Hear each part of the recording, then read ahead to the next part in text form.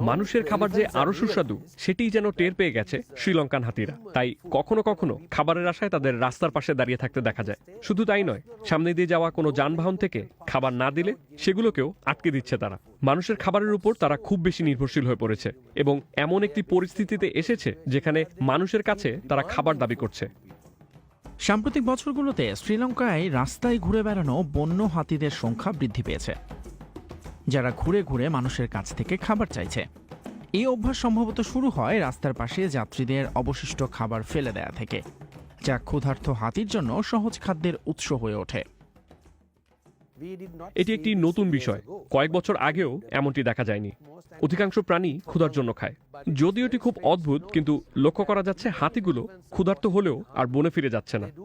জঙ্গলে খাবার থাকা সত্ত্বেও তারা মানুষের কাছে খাবার ভিক্ষা করছে। এই দস্যু হাতির অধিকাংশই পুরুষ। তাদের কিছু সড়ক দুর্ঘটনায় আহত হয়েছে। তারা প্রায়ই যানবাহন ভেঙে দেয় এবং খাবারের সন্ধানে লোকজনকে আক্রমণ করে।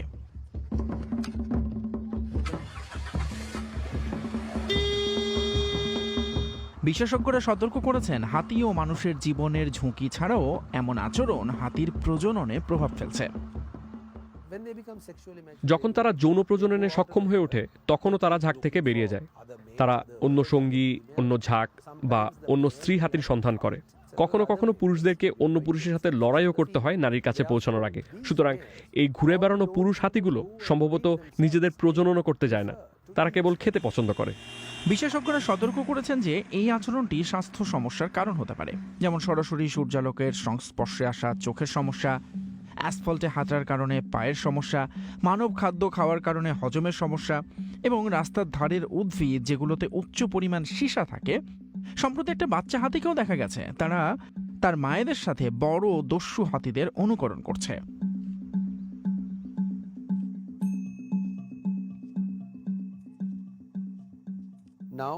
আমরা এখন নিশ্চিত যে হাতিরা তাদের বড়দের কাছ থেকে শেখে।